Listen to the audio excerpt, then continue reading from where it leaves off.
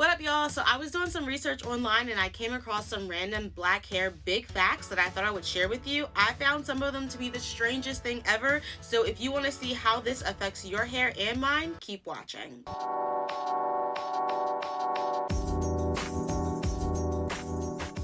If you have coarse hair just like mine, then welcome to the Medulla Club.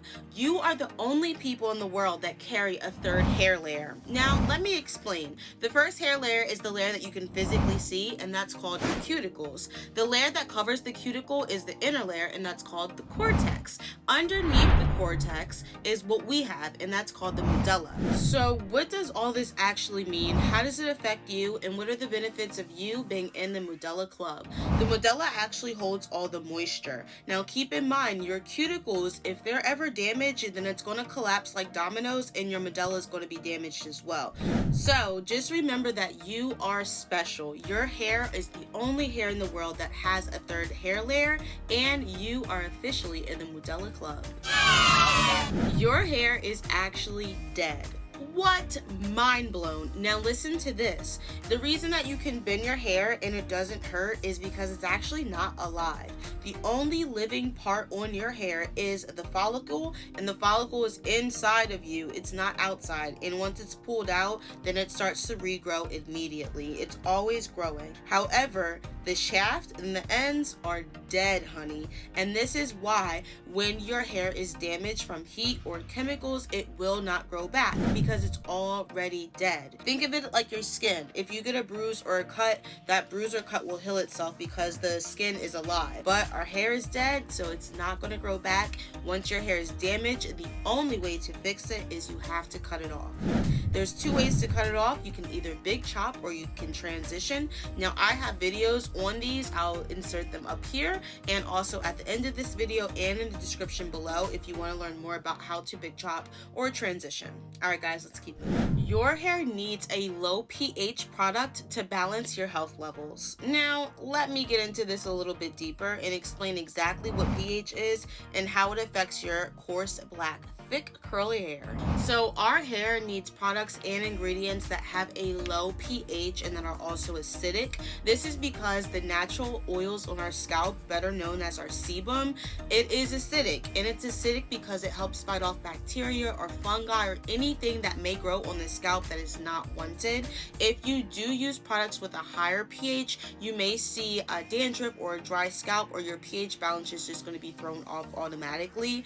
So I always recommend you use products with a low pH. Now you're probably wondering, how do I know which products or which ingredients have a low pH? So I'm going to break down 5 different ways that you can find out if your ingredients and your products have a low pH and are good for your hair. So the first way is some brands will actually list it on their packaging what the pH is. The pH of a product, I believe, should be between a 4 and a 5. I'll list it on the screen, but I'm not exactly sure. I'm just going off the top of my head. But I believe it's between 4 and 5 is the acidic level. Anything below is 7 is acidic, 7 is neutral, anything above 7 is alkaline.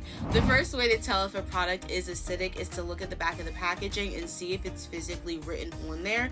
If not, the second way you can do it is go on their website or social media and see if it's listed on there. If that also doesn't work, you can go a third way and reach out by DMing or emailing the company or brand to see if their products are actually acidic. Now the fourth way, I think that's what we're on. So most brands and companies are already going to formulate products with a low pH because they know that our sebum is acidic and it helps fight off the fungi, so they need to produce low pH products for their customers to have a balanced, clean, healthy scalp.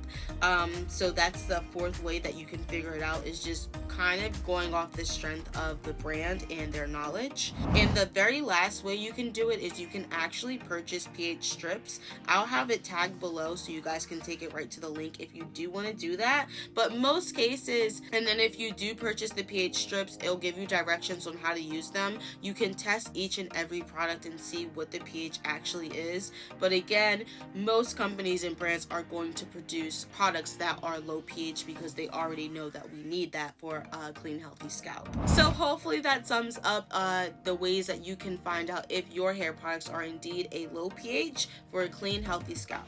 All right, let's move on. It's not the question of can black people get lice, but the question is now, why do black people get lice? And I'm about to break it down. So you definitely should already know by now. If not, yes, black people can certainly get lice. There was like a myth that our hair was too oily, and that's why, or we kept our hair oily, so or moisturized, I should say, and that's one of the reasons why people thought that we couldn't get lice. But that is that's so far from the truth. We actually do get lice, but it's less likely.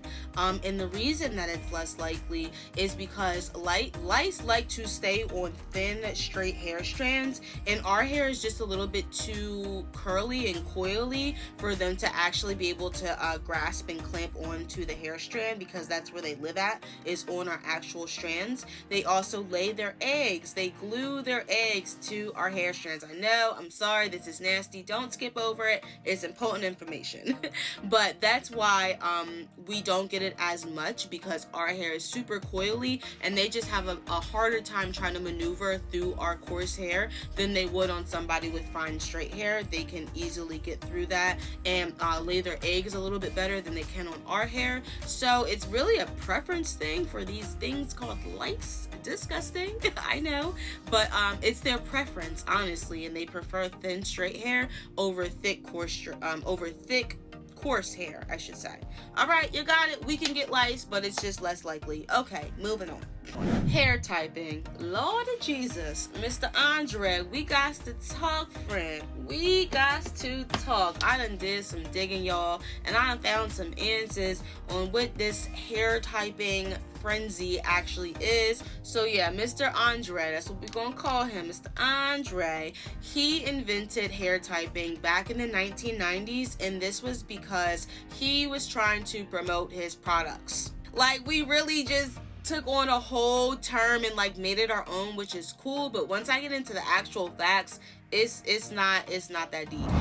Yeah, so Mr. Andre Mr. Andre, he invented hair typing, and it was completely a marketing scheme, I should call it, to help farther promote his hair products that he was going to release. I believe he actually stopped working with Oprah Winfrey over time to farther pursue his own career with pushing his hair products, but he was the person that invented it.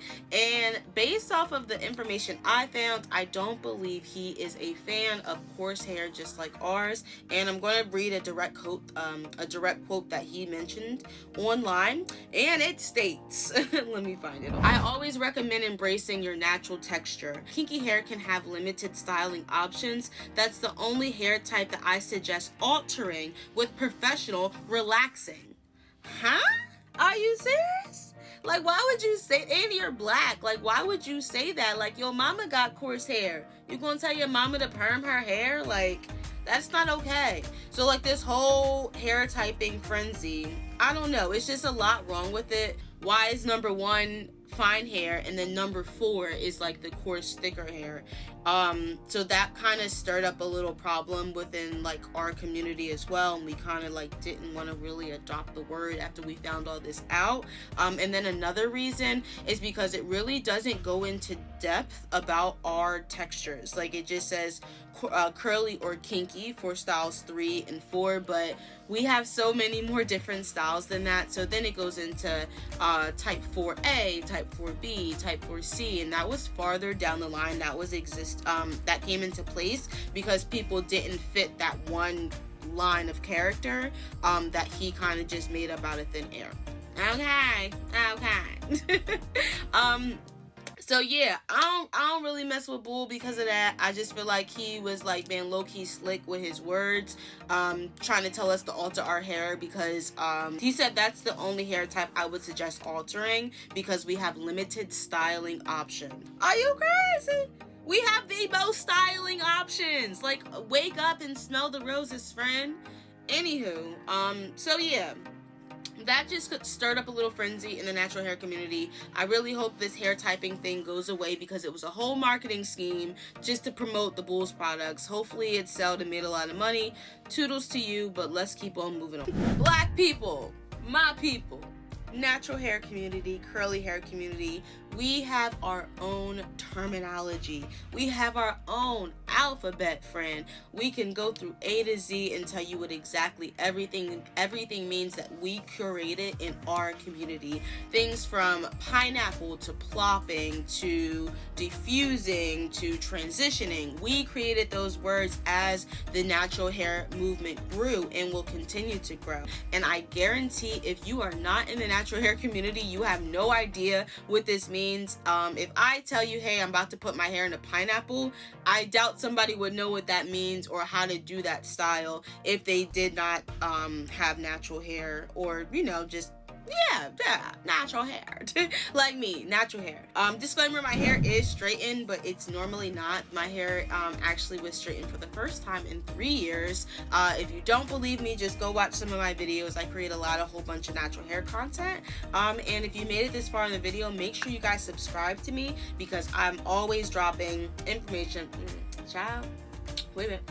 Because I'm always dropping bombs just like these about big old facts that you probably never knew, and just a bunch of tips and different tutorials on natural hair as well. So make sure you follow the girl. All right, y'all. So I am about to wrap this thing up. I gave you a whole bunch of facts, big facts about your natural hair that you may not have knew about or may have not known too deeply about. So we dove in. So guys, I'm about to wrap this thing up. If you guys don't know me, my name is Aleia. This is As Always Aleia, where we always keep it real. I'll catch you on the next one. Deuces.